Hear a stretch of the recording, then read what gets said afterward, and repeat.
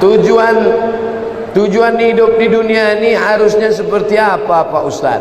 Untuk apa kita di dunia ini Pak Ustaz? Biasanya pertanyaan orang macam ini dia udah di tepi jembatan.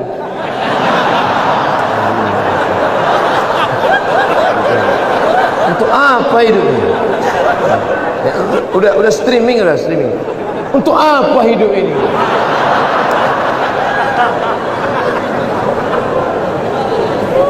Satu, alladzi khalaqal mauta wal hayata. Allah menciptakan hidup dan mati untuk apa? Liyabluwakum ayyukum ahsanu amala. Supaya Allah melihat siapa yang paling baik amala. Makanya kalau mau jadi pejabat, jadilah pejabat yang amalnya baik. Jadi polisi, jadilah polisi yang amalnya baik. Jadi tentara, jadilah tentara yang amalnya baik. Jadi ustadz, jadilah ustadz yang amalnya baik. Karena kita hidup ini dituntut siapa yang paling baik amala. Amal bukan sholat, amal bukan baca yasin, amal bukan puasa sunat, itu ibadah. Hebat Pak Bupati kami Pak Ustaz. Kenapa? Pak Bupati kami rajin sholat duha. Itu bukan amal. Itu siapapun bisa. Sholat duha tak perlu jadi bupati. Betul? Yang dimaksud amal adalah dengan jabatan kekuasaan yang ada di tangan kita bisa kita berbuat.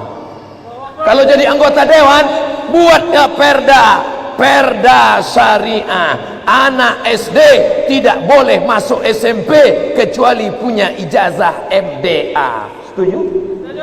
Itu Bang. Dengan kekuasaan. Jangan nanti udah pensiun baru datang. Ustaz Somad, apa yang bisa kita buat untuk bangsa ini? Tangan pun dah menggeletar. Itu apa? Ustaz Somad, kami sebagai aparatur negara, PNS, apa yang bisa kami buat amal kami? Mana PNS? PNS kemana nih? Kenapa banyak orang ngantri? Mohon maaf Ustaz Somad, PNS-nya sedang sholat duha di musola. Bodoh. Amal PNS bukan sholat duha. Sholat duha sebelum berangkat tadi. Amalnya sebagai PNS adalah bagaimana melayani masyarakat, dipermudah urusan orang. Urusan KTP Anda masukkan pagi, selesai sore, dikirim melalui pos. Bisa apa tak bisa? Bisa. Mudahkan urusan orang di dunia, dimudahkan pula urusan di akhirat nanti. Amin. Ustaz, apa yang bisa kami lakukan untuk ustaz-ustaz? Kumpulkan ustaz-ustaz, kumpulkan imam-imam, kumpulkan khotib-khotib, kumpulkan guru-guru mengaji, beri mereka pelatihan, permudah urusan SIM kendaraan bermotor mereka. Setuju? Wah, banyak yang setuju. Kenapa Ustaz tiba-tiba ingat itu? Ingat dulu saya susah ngurus SIM dulu waktu sebelum terkenal. Masya Allah, tabarakallah. Artinya apa? Ketika Allah titipkan jabatan di tanganmu, pakailah. Ayyukum ahsanu amala. Ustaz, kami ini masih mahasiswa, masih sekolah, lalu amal kami apa? Kau senangkan saja hati orang tuamu, pulang ke rumah, ayah, emak, ini transkrip nilai mak, nih, berapa IP kau nak? 2,0. Hah? Kenapa 2,0? Ayah sabar ya, ini takdir dari Allah. Anak hantu. Dikasih duit bukannya menyelesaikan masalah, menambah masalah. Yang masih kuliah, yang masih sekolah, kalau belum bisa kalian senangkan emak ayah kalian, jangan kalian susahkan mereka. Jangan asal balik susah. Belum lagi dia balik, baru menengok nama dia di HP aja. Ini susah. Yang pertama amala. Yang kedua baru wa ma khalaqtul jinna wal insa illa liya'budun, ibadah. Itulah dia sholat, baca Quran, tahajud, puasa sunat, itu ibadah. Jadi kita ini gunanya di dunia ini cuma dua saja, amal dengan ibadah. Masuk kantor jam 8 pagi, pulang jam 4 sore. disiplin, tidak bolos ke mall. Itu namanya amal. Bapak polisi merazia orang melanggar peraturan, saking kan dia mau menegakkan, sampai dipeluknya kaca mobil Kijang Innova. Itu amal apa ibadah? Amal. Amal itu namanya. Ustaz tahu dari mana? Saya tengok tadi di Instagram.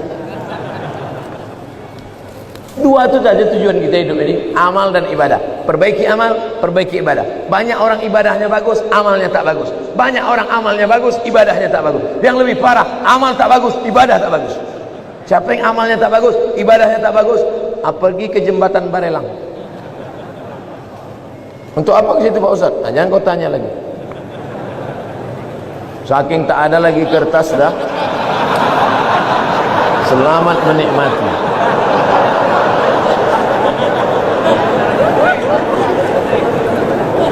Apakah azab hanya ada untuk orang yang sudah meninggal saja? Allahumma inni a'udzubika min azabi jahannam wa min azabil qabri wa min fitnatil mahya wal mamat wa min syarri fitnatil masihid dajjal. Hadis riwayat Muslim. Baca sebelum salam. 4. Allahumma inni a'udzubika min azabi jahannam wa min azabil qabri wa min fitnatil mahya wal mamat wa min syarri fitnatil masihid dajjal. Tangannya tetap satu, jangan 4. Hadis sahih. Menunjukkan dalam doa ini bahwa azab itu ada azab di dunia, ada azab di akhirat. Fitnatil mahya, azab hidup, ada azab hidup, ada azab akhirat. 2. Apa perbezaan cobaan dan azab? Salat rajin, puasa rajin, tak pernah mencuri, tak pernah maksiat, tiba-tiba sakit, itu ujian, karena Allah ingin mengangkat derajatnya. Minum khamar, mabuk, tiba-tiba sakit, azab dari Allah. Tapi azabnya itu pun juga Allah ingin menghapuskan silap salahnya. Makanya kalau ada orang sakit, ada 3 kemungkinan. Pertama, azab karena balasan atas dosa-dosanya, tapi di balik azab itu juga ada rahmat supaya dosanya hilang. 2, Allah ingin mengangkat derajatnya karena dia sabar menerima ujian. 3, Allah sudah menempatkan dia di surga tertinggi tapi amalnya kurang. Maka kata Allah kepada malaikat, malaikat kasih dia ujian supaya kalau dia cukup maka dia ditempatkan. Mudah-mudahan kita semuanya sudah ditempatkan di surga Jannatul Firdaus. Tinggal lagi menambah amal-amal kita. Ini udah kemarin nama dia di mana nih? Ini di Firdaus ya Allah. Amal dia gimana? Amal dia kurang-kurang sedikit. Buat dia agak demam-demam puyuh 3 hari. Kalau dia sabar masuk. Kalau nanti Bapak Ibu jamaah Tanjung Pinang masuk ke dalam surga, amin. Pas sampai ke dalam surga, tengok kanan kiri tak ada saya. Mana Ustaz Somad? Cari saya di ruang VVIP. Pede kan Ustaz. Orang Islam mesti pede. Yang ngajarkan dia pede Nabi. Man qala la ilaha illallah Muhammadur Rasulullah dakhalal jannah. Siapa yang mengucapkan la ilaha illallah Muhammadur Rasulullah dakhalal jannah, masuk surga. Ini banyak orang, kau gimana masuk surga? Entahlah Pak Ustaz, enggak pasti lagi. Apa tak pasti? Kau masuk surga, pasti masuk surga. Cuman masalahnya masuknya kapan? Nah itu.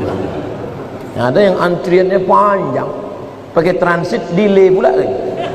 Nauzubillah.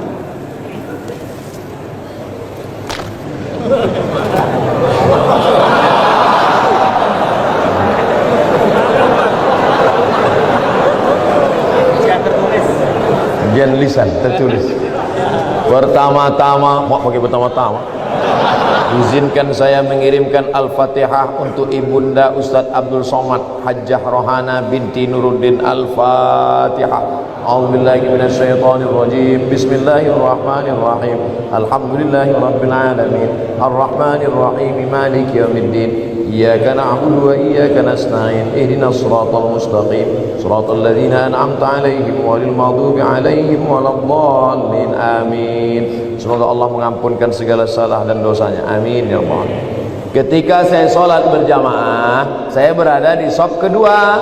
ada makmum di depan saya, sholatnya batal, terus saya maju ngisi sop yang kosong. Apakah yang saya lakukan itu benar, atau sebaiknya makmum yang di sebelah orang yang batal itu yang menggeser? Ada dua cara. Mohon maaf saya belakangi tuan-tuan. Yang jadi patokan imam di tengah. Imam di tengah. Lalu kemudian di mana orang yang batal tadi? Di sini. Kalau orang yang batal tadi di sini, maka sop sini rapat kemari. Kalau yang batal tadi di sini, yang sop sini datang kemari. Karena rapatnya kemari, bukan ke sana. Kalau tuan yang di belakang nengok dia tak bergerak, entah saking khusyuk atau dia takut, maka yang belakang ni maju ke depan. Nampak dia? Tengok beberapa detik tak bergerak, maju ke depan. Nah, nanti baru yang belakang pula maju ke depan. Tak boleh ada sop kosong.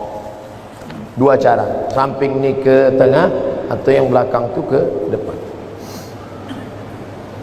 Bagaimana posisi derajat kedudukan mertua dan orang tua kandung di sisi Allah?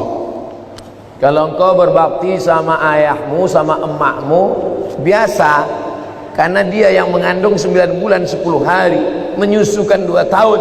Tapi kalau kau berbakti pada mertuamu, luar biasa. Kenapa?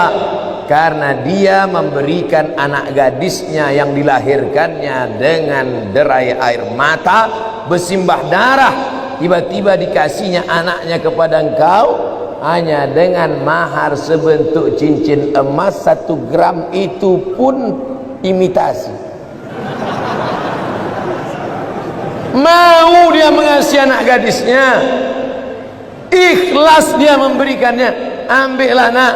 Tiba-tiba setelah anak gadisnya kau ambil seminggu sebulan, balik anak itu dalam keadaan mata biru, KDRT. Oh, di mana otakmu kau letakkan? Oleh sebab itu maka berbakti sama ibu biasa. Aku sayang sama engkau mak, biasa, karena makmu yang menyusukanmu 2 tahun. Tapi kalau kau berbakti sama dia, luar biasa, karena dia memberikan anak gadisnya kepada. Hai ibu-ibu, kasih anak gadis kalian sama yang soleh-soleh di Masjid Tanjung Pinang. Tak ada yang mengaminkan, tak dapatlah kalian. Yang mengaminkan yang udah nikah pula, dapat 2. Tolong diberitahu amalan sunat sebelum tidur malam Pak Ustadz. Wudhu. Sebelum tidur malam berwudhu. Paling bagus lagi sholat witir. Tapi katanya witir tengah malam. Ada 2 sahabat Nabi yang witirnya sebelum tidur. Pertama Abu Hurairah, yang kedua Abu Bakar Siddiq. Ya Aba Bakrin mata tutiru, hai Abu Bakar, kamu witirnya kapan? Ba'dal atama, habis isya salat witir. Maka siapa yang witirnya sebelum tidur, nanti malam tahajud saja tak usah tidur lagi. Tak usah tidur lagi, tak usah witir lagi. Maka dia dalam keadaan tidurnya suci, baca kul huwallah, kul ambil falak, kul rabbin nas, ayat kursi, al-fatihah, subhanallah 33, alhamdulillah 33, Allahu akbar 33, miring ke kanan, hadap ke kiblat, bismika Allahumma ahya wa amut. Sunnah. Orang sekarang tidur megang remote. Pertama dia nonton TV, lama-lama TV itu nontonnya. Cemana mau dapat rahmat barakah? Mati su'ul khotimah. Yang ditonton film hantu. Saya tahu Ustadz tidak merokok, tapi tolong beri saya motivasi untuk stop merokok. Udah capek udah saya cerita rokoknya.